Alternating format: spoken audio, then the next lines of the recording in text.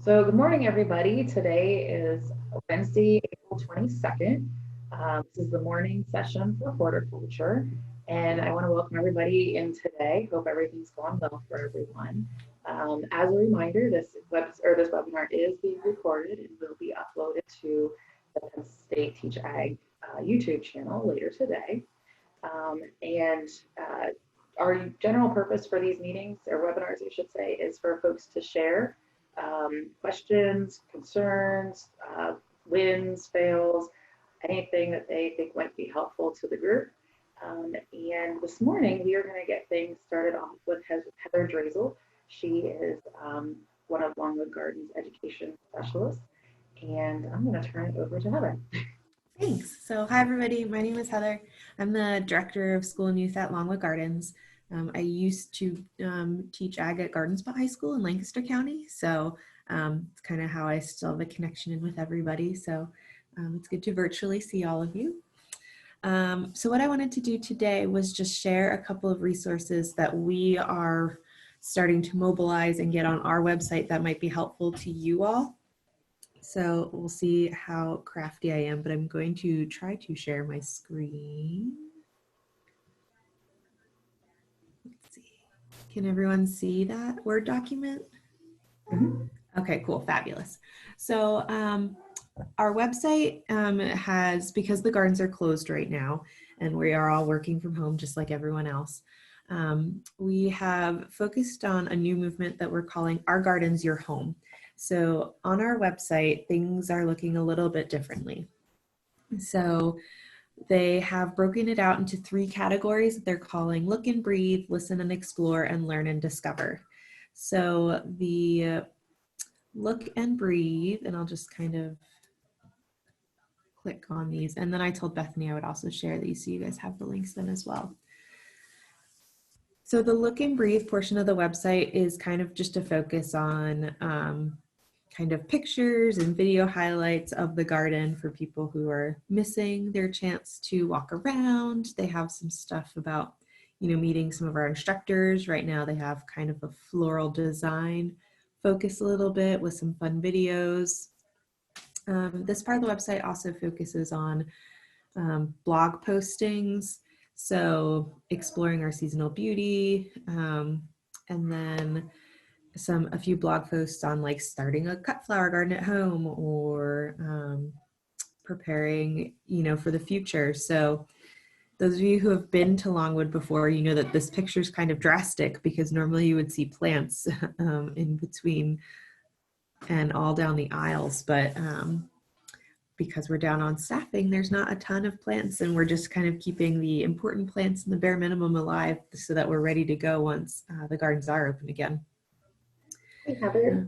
Yes. Are you sharing pictures of Longwood or just the? This is just what's on the website. Okay, because we're not seeing the website. Oh, you're not? Oh, biscuits. All right, let's try.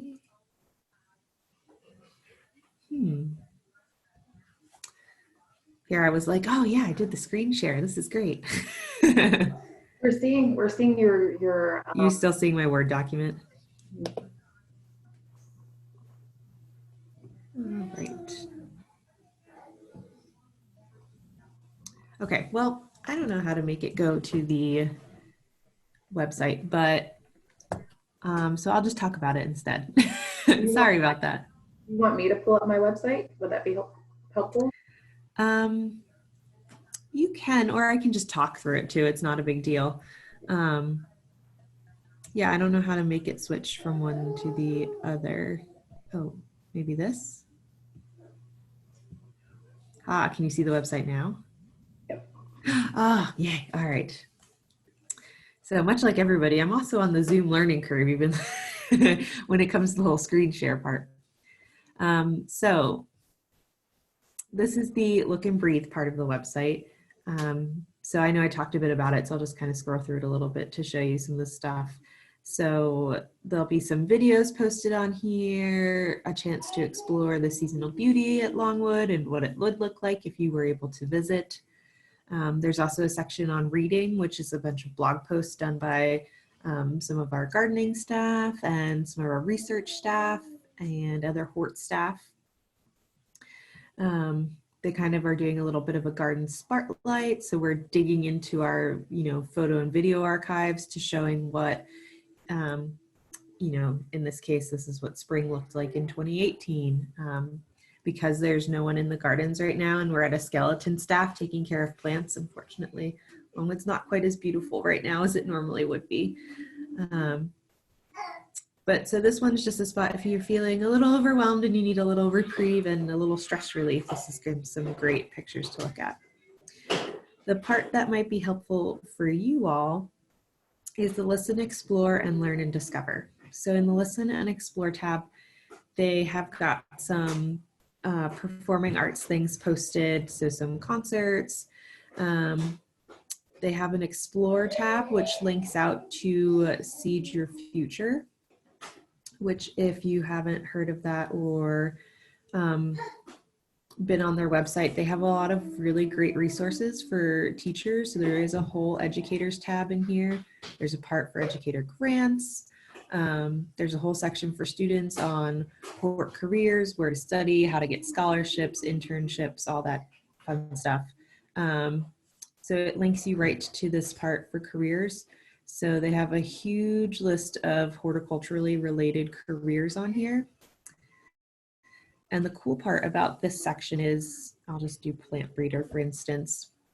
When you go into a particular job, it tells you like what training is needed, where you should study or where you could study, what kind of salary you could expect if you were in that, some professional organizations your students could be part of. And then there's like a video and testimonial section, which is just usually a short little blip on someone who does that job. And it's either them explaining what they do on a day-to-day basis or kind of why they love their job. So that's kind of a cool way if you're trying to get your students to explore different careers in the horticulture field or in the plant sciences. One way you could do that. And there's some pretty cool things in here. It's a pretty comprehensive list. So I'll go back.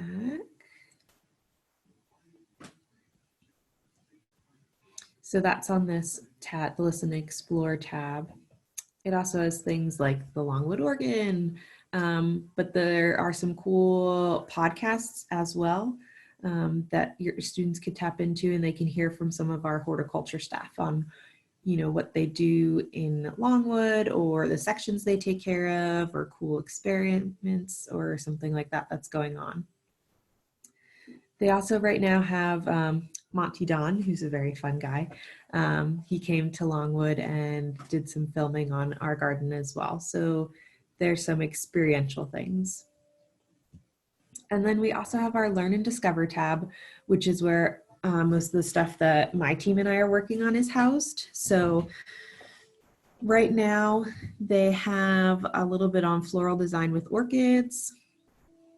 They have some experiments. So some of this stuff is geared because we are trying to gear some things towards families and younger kids. So there are some things geared towards the younger crowd, but they are also things that you could beef up and use with your high school students or middle school students as well. We have some hands-on activities posted. So right now they're featuring pressed flowers, but if you click on to discover more, they're kind of archiving them. And so each week on Friday, they're adding new activities. So these are just the activities that are on for right now. And then I think their goal is each Thursday or Friday to get the website updated with some new activities. We also have our virtual field trips posted. So if you want to do virtual field trips with your students, it links you over to our YouTube page. And our virtual field trip teacher has been in the studio recording more of these, so we'll get them posted as they're finished. These are free virtual field trips that we've always done with students. Normally it's, we do use the Zoom platform, so normally it's face-to-face and we can see and hear the kids, they can see and hear us, and we do activities with them. So these have been kind of scaled back to take out, obviously, that connection piece. But at the very end, Kelly does put her email address. So if your students have questions, they can email Kelly and then she answers them like she would in person if she were doing an actual virtual field trip. So right now, they have carnivorous plants up, which is a fun one. They put the grade designation up, but it's just general information. So it's, something any student could use, younger grades or older grades, or even parents or you guys if you're interested as well. We also have the link into our community read books, which you can find a lot of. They're floating around on ebooks, so students could borrow them maybe via your public library, or even if your school library has ebooks. And there are activities that go with each book. Some of them you don't even need the book to do, so that is a great resource to use as well. If it would click. There it goes. So for these, there's these community read toolkits. So the focus this year was weird plants, which was really fun to come up with activities for. But there's all sorts of activities in these. There's some card games that kids could do at home with their parents. There's book talks, discussion guides. And then we also have archived on here toolkits from past years. So, that's something that you could go and tap into as well. Lab Girl was a great one, as well as with Women in Science. So those are all on there as an option for you guys as well. And then the last thing that's posted on here that is really cool is our online course about orchids. It's free, so anyone can take it. Adults, we have had high school students take it before, sign up to take it, which has been cool. So it's a course to learn literally everything about orchids and how to keep them alive, which is kind of cool. And growing them and the different varieties. So right now that's the course that's featured on there. In the next couple of weeks, they're going to post our aquatic plants one as well. So there will be one of aquatic plants posted as well. That's also a free course.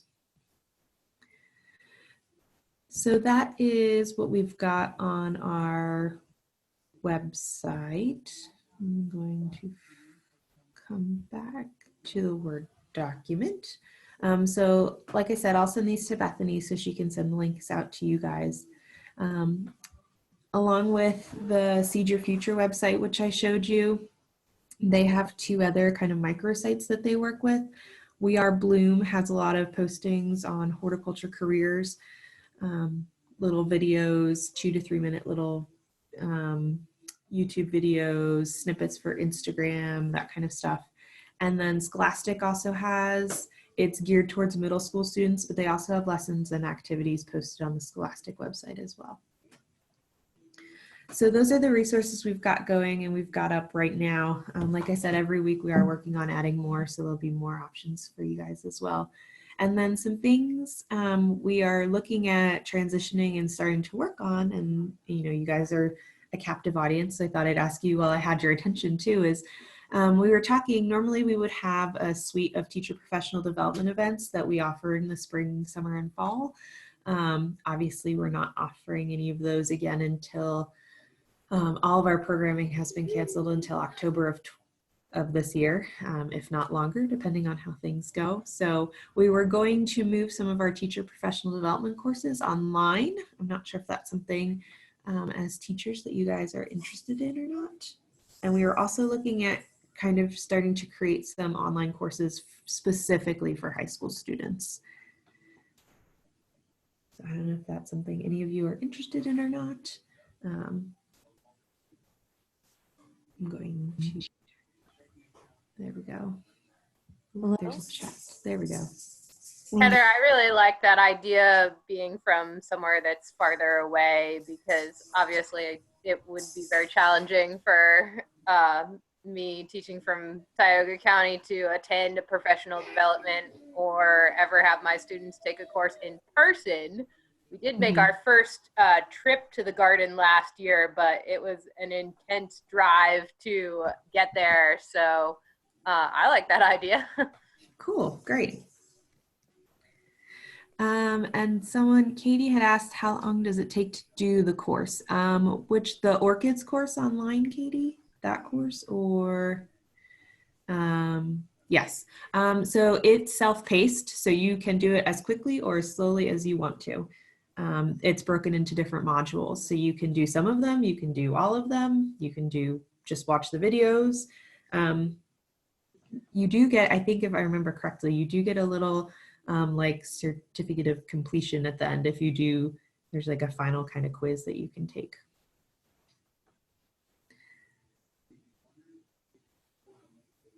Cool. So it looks like picking maybe a program of study topic and going with it would be helpful. And I am not sure, Lisa, if we are able to extend ACT 48 credits to our online course. So we are an ACT 48 credit provider for in-person courses, but I'd have to check with PDE to see if they would extend that out if we did online courses. So I'd have to check on that, but it's something I can look into.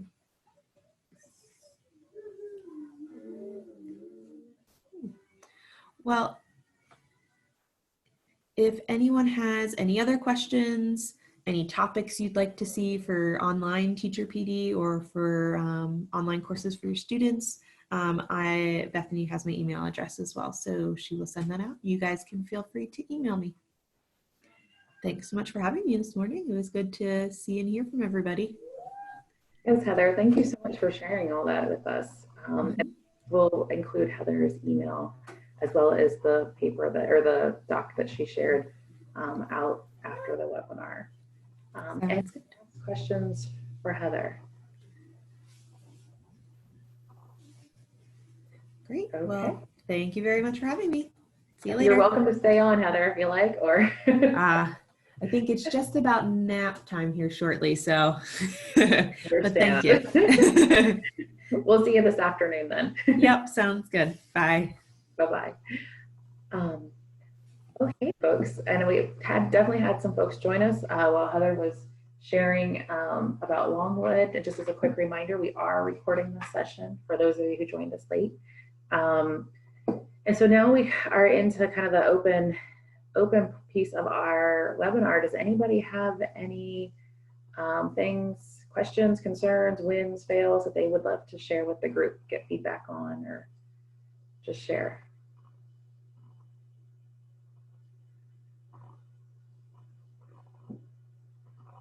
So I'm actually sitting in my greenhouse today, Yeah, working on. That looks good.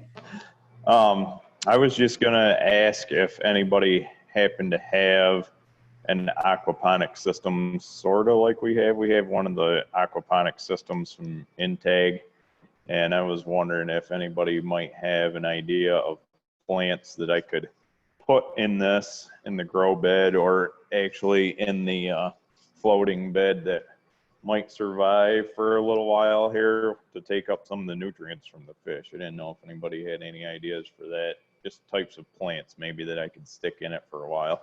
Right now we tried to, I don't know if you can see it or not, but there's a few tomato plants in there. And then we also tried some sweet corn, believe it or not, to see if it would work. And it actually seems to be working. We'll see if we get some ears on it or not, but looking for some other plants to put in there when those get finished up.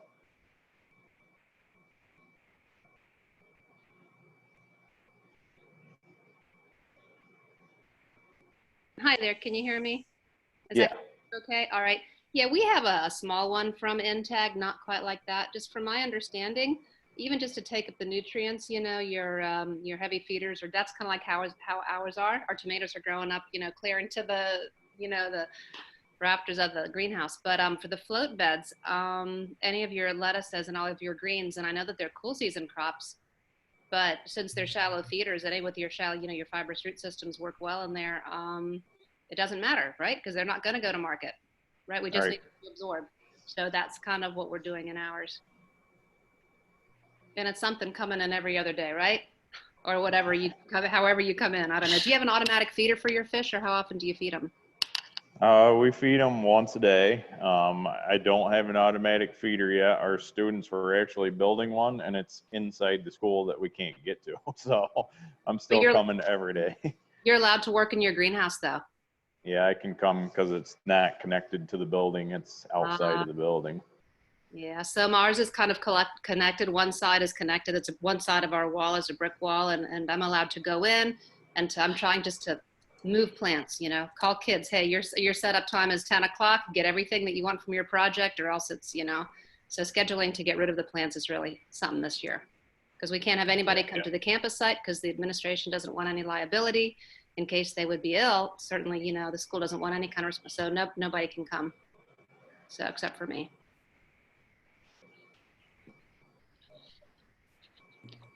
Dave, I was going to suggest, like Carol, the lettuces, but also some herbs like basil and parsley and again, fibrous root system as well. Right. I think that I'll be able to get some of those things maybe locally and put in there like seeds and things. We had started our lettuce in Rockwell cubes and we're out right now. So I got to see if I can get some more of those or order them from the school district. Of course, I have to talk to somebody down at the business office about that, but that's what we started our plants in, was Rockwell cubes, and then stick them into the float bed and that. So we have grown some lettuce right in the actual grow bed. I just got seed tape strips from Agway that they were throwing away, and I set them inside of there and they grew fine. So in a pinch, Amazon has in the past had the Rockwell cubes too. Just a small batch, but fairly cheap if you needed to take it on yourself. right.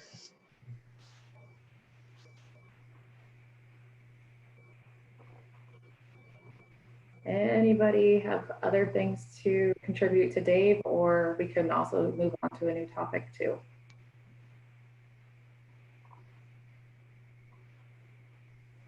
I have something to share. Do you take those later and then send them out? It's a Word document with some just assignments and stuff that I'm having my kids do. Yep, you can either email it to me, or you can, if you have a link, you can put it in the chat box. I go through and gather everything out of the chat box as well as what's emailed, and then later today it'll get sent out to these participants as well as the afternoon participants too. Okay, I'll email it to you then.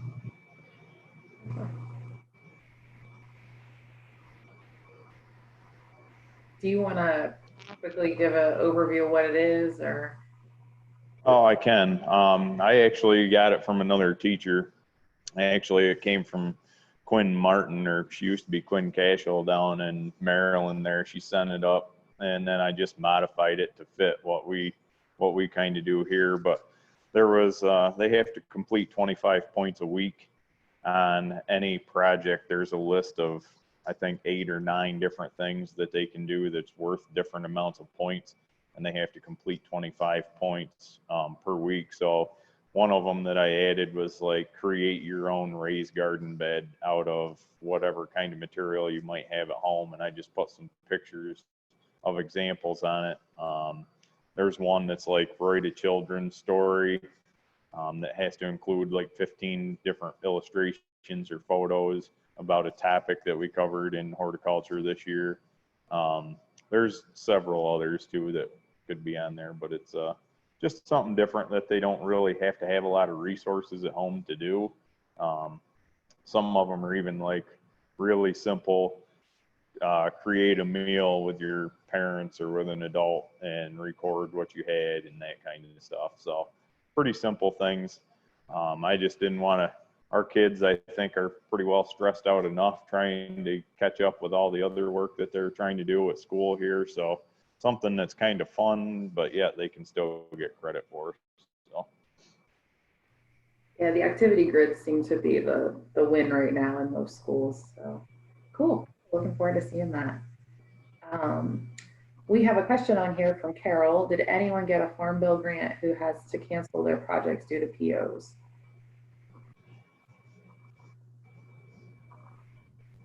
Anybody?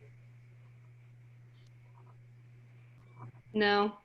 No, sorry, Carol. Yeah, it's really sad. So we got one that we could get the precision exams for, that students could be, you know, kind of, we could start our online certification that one for next year. And then we got all this money to have lumbers, to have, you know, community volunteers build the, you know, finish up our middle school beds, redo those, and just done, just at a standstill. So I just didn't know if there was any word on that, if they were going to somehow, they're probably just going to stop all of that and then just reopen it again. So whatever you spent, you spent. What, I just didn't know if anyone else had, you know, was doing anything with them, with the Department of Ag. I'll make a note here. Okay. Maybe. Thank you. I appreciate that.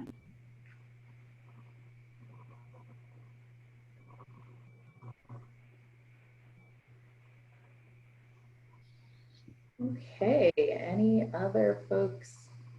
Questions, concerns? Questions, concerns not about horticulture.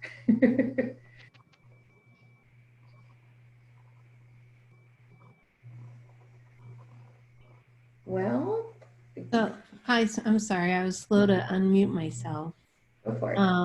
I'm just wondering what people are doing virtually. This is my first one of these sessions, and I'm wondering, plant science for me was very hands-on. I had to bring all my plants home. I couldn't even give them to the students because they would not allow for the students to do that. So I'm just wondering how people are teaching virtually. I know there's different types of platforms out there, whether it's Schoology or whatever. We have Google Classroom, and I think that's a great idea to have the students write a storybook. I also thought of having students use something like Flipgrid to have them videotape some of the things that they're doing in like a 1 or 2 minute clip. But I'm just wondering, are there some creative ways to facilitate this?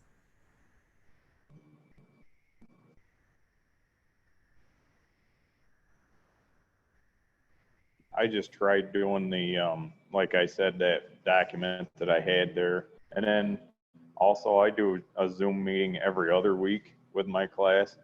And the reason that I do that is because since they had to leave the greenhouse and we left all our plants here, at least now, like I can show them some of the growth and what things look different since they left and try to talk about some of the topics that way. But it's very hard to teach like new material. I think I'm like you, hands-on, like I got to have hands-on, or this is really kind of a struggle for me. We're kind of learning it as we go. I think all of us, but yeah, there's lots of different ideas. And then what I did with plants from the greenhouse, I took some of our plants that the kids wanted and I actually laid them out here on the sidewalk beside the school. And the parents came by, and when the parents came by, they just picked them up. Yeah. That's a great idea.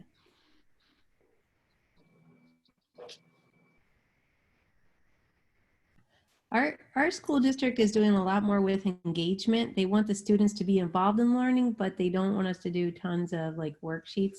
I did do that a little bit the first week, but now I've been using Quizlet to learn some of the terminology, see some of the images, Quizzes. I don't know how many of you have used Quizzes. I really like that, which is more of a gaming format that they can go through and kind of get a score for knowing the questions.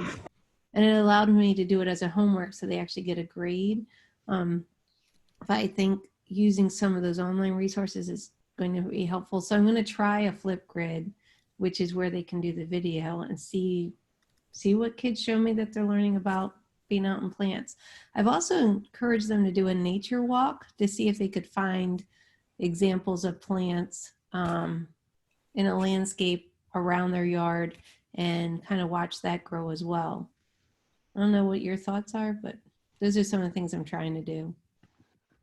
Our administration has been all about the review remediation for the past how many weeks, so I feel like that has been really easy to do. And I sort of agree with you that teaching new content is hard, but I think there are things on the POS tasks that lend themselves to PowerPoints and lecture, like photosynthesis. Yes, you can do an experiment where the plant's, showing that it's transpiring and things like that, but you can also teach that through a Zoom session. I've recorded Zoom sessions and then you upload them to Schoology and then the kids go through, watch it, do a note sheet along with it. And that sort of gets the material out. I've contemplated taking my Zoom session and recording it and doing just a plant walk around my house. My azaleas are blooming right now. You know, the Norway spruce are getting the Norway maples are getting the flowers on them that are lime green right now. So that's something to be looking for. If you see a Norway spruce or a Norway maple, you know that's an invasive maple for our area. Blah blah blah blah. You know, just a lot of some things that you can teach them where you're at. Um, and I think that will give them some contact with you. But our administration has highly staying away from getting kids on a Zoom session recording it for whatever reason. Speak to that. We should not be recording Zooms without every student knowing you're being recorded, because it actually breaks wiretap laws. If you're recording without knowledge, you can be liable for that. So what they're suggesting is we can film ourselves and we can show lessons, but we can't film when the kids are on. Or record when the kids are on. That's what that is. Lisa, have you had a chance to check out the repository of lessons that we shared on the listserv yesterday? No, not yet. Okay, so I know some of you've already seen it. I'll just share my screen quickly here. So there is, this was created by one of our grad students based off of, oh, sorry, I didn't actually hit the share button. Okay, so this was created from by one of our grad students based off of links that have been shared with us through the webinars, through email, other colleagues, and so forth. So there is a pretty good section here on plant science of a variety of different things. From personal experience, I will say that the University of Minnesota has a really nice, has a huge repository that's linked here as well. And they have some variety of different lessons. I know some of you saw this last week, but all kinds of horticulture and greenhouse to plant science, floriculture, and there's little lessons embedded in there. PowerPoints are embedded in there. I don't know if that's helpful to you at all with delivering materials or not, but I really encourage you to take a look because there might be something in there that might be helpful for you. Yeah, that looks really good. So that was in yesterday's email? It was in, so it was in the newsletter, and unfortunately we didn't realize that it was only Penn State folks could see it. So we were all automatically logged in with our Penn State email address, so it never occurred to anyone. So we have since switched it over to Google, and it is, so it has a slightly different link. So on the listserv yesterday, so it originally went out in the newsletter. About a couple hours later, I sent an email out to the listserv with an updated link in it. But the link is www.tinyurl. Actually, let me double check this before I give you the wrong information. Do you want to put it in the chat? Yep. Yeah, that's what I'm gonna do real quick because I don't want to give you guys the wrong piece here. Okay. Oh.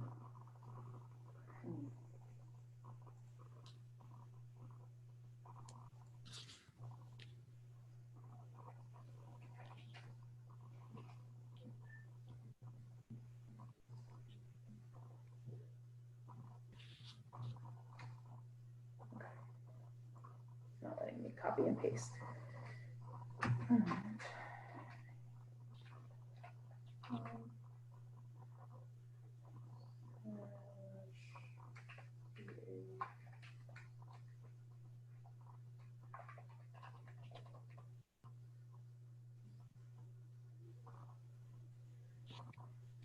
Okay, I think that we want to double check it just to make sure while we're still here.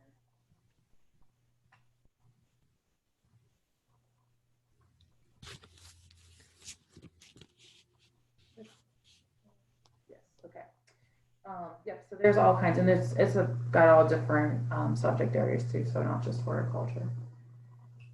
Thank you. Sarah Quigg has I saw this article on Facebook Ag Teacher Group and used it for this week on how COVID is impacting the floral industry. That's a great link there.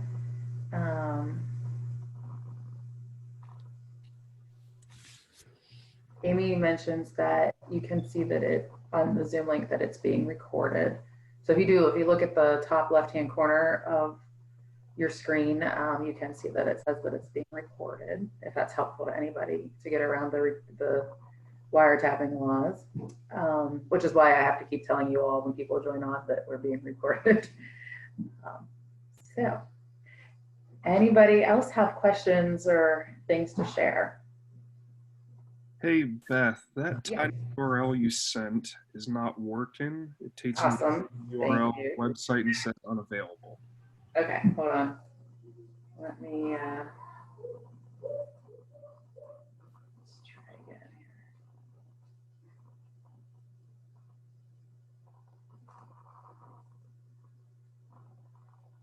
Let's try this one. I just got into it from your email yesterday. Yeah, that's what I was try that one. I've sent so many emails in the past couple of days that when I went hunting for the email I sent, I couldn't find it. So I was trying to do it from memory.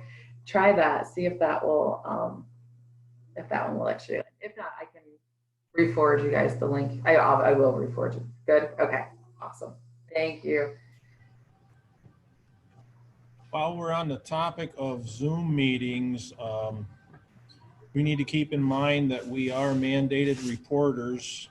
This was brought up in our faculty meeting where if you have a student on Zoom and in the background you can see drug paraphernalia or whatever, that we are mandated reporters. And they've actually encouraged us not to use Zoom very much because of that.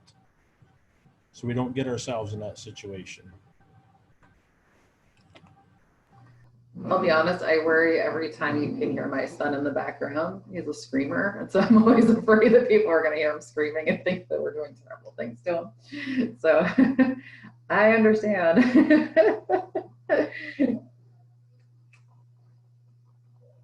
That is a good reminder, Marty. Thank you. Other stuff good that things that you're encountering with students and families at school? Anything that for the good of the order? Just out of curiosity, I'm kind of wondering what the percentage is of students that you're reaching in your classes right now, some of you.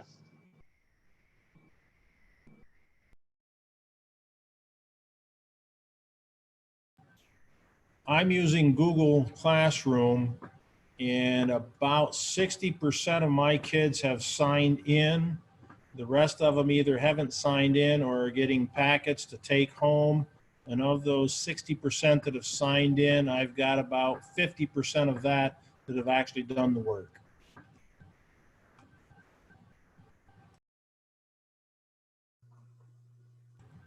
Some think it's a vacation. This topic came up yesterday on the Ag Mechanics morning session, or I guess Monday. Came up Monday on the Ag Mechanics morning session.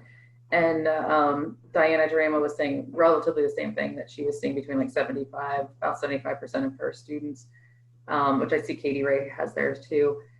Diana actually called the parents' houses, and I want to talk to the parents, and they're like, "Oh, we didn't know that they had to be doing things." So she was like, when the parents are playing that card, obviously the kids are going to play that card too. And I will say Janae McMichael was on, so was Megan Slates, both kind of down near the Lancaster region there. And I think it was Janae that they do Monday, Wednesday, and Friday is kind of like enrichment. The kids are on their own, but Tuesday and Thursday they do their full schedule. So they start at 8 in the morning and have 40-minute periods in order of what their normal schedule would be. She said she's seeing about 80% of her students as well. And Megan Slate said the same thing roughly. She's seeing about 80% of her students too. So it's from what the conversation, I said, you know, it's the kids that are self-motivated, that are interested, that are showing up. So I'm from Somerset County, and we have 8 ag teachers in Somerset County, and pretty much all of us are seeing like 70% of our kids. So my school district decided, because they were on enrichment and, you know, review for the first 2 weeks, and then tried new stuff, and that did not work. I mean, we had a lot of kids that don't have internet, or because they have large families, they can't be on the internet all at one time. They only have one device, or, you know, it happens with my own kids too. My twins are in 8th grade, and I'm trying to be on the internet and they're trying to be on the internet, and then I get kicked off. So that's frustrating. But our school district decided that instead of us doing, every teacher gives their own stuff to do, because it was overwhelming our students and the parents that were home with them, or the parents that were essential workers. And some of our parents, we realized after we sent home enrichment and review stuff, they were actually taking their kids to work and working a 10 or 12-hour day, because there's no one there to help out. And then their kids would have to come home and do schoolwork. So it was a disaster. So instead, we're doing project-based learning for the whole end of the school year. One project, it takes up that whole 5-week period of time. The teachers have to contact, like, we're in charge of 16 or 17 students. We contact them, they do a project with that teacher, and then they'll turn it in by May 22nd, and then they're done May 22nd. So, like, for my own kids, because they are struggling learners a little bit and don't have a tremendous amount of patience, like my own actual children that I own, they shh, I'm on the okay, and now they're talking, sorry.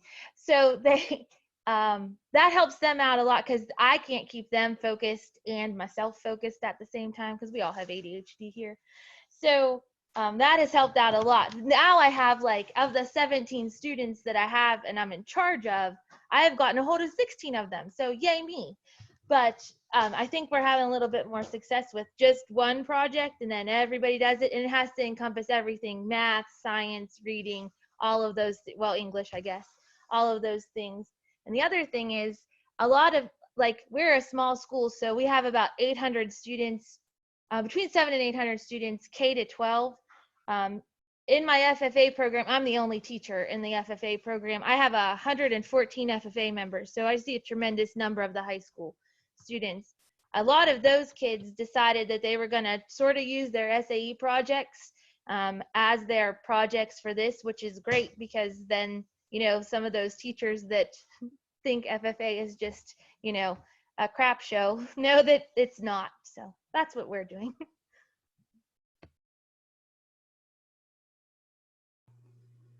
I really like the idea of the project-based learning. Like, that's really nice to just have one thing to focus on, and coming from a parent, it's really nice to have one thing to focus on. But I've been talking to Doug Brown. Will be on tomorrow morning for natural resources, and I know at his school they're still grading, like they were grading, you know, prior to this. So it's not even a pass fail. It's a, you turn in your assignments and get a letter grade. So everybody, I think what's I don't want to say hardest, but definitely a challenge is, from a PD standpoint, is, you know, finding things that, because every school is doing something different. So this is really good information to have. Good to know. For our school, we're required to have the students, we have to give 30-minute or less exposures or engagement, but then the kids only have to sign in and do one thing a week, and they get credit. So if they aren't coming in and doing at least something once a week, then we're supposed to call all the parents. I spent hours on Friday calling the different parents of the few kids that I had that weren't engaged. So I noticed all of those kids were the first ones to do their work this week. So really, it's very manageable for the kids. It's a lot more for the teachers.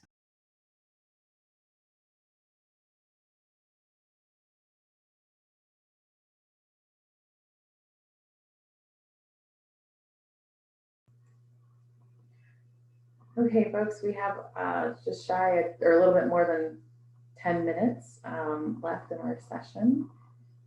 No rush, but if we do, we have some more things to talk about, discuss.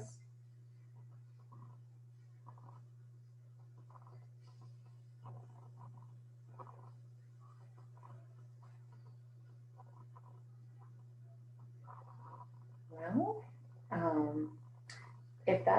if we're good, then we can sign off for another day. I don't want to take up anybody's time because I know you're all your time is valuable right now. So, okay, well, I thank you all for joining us. I'm going to turn off the recording.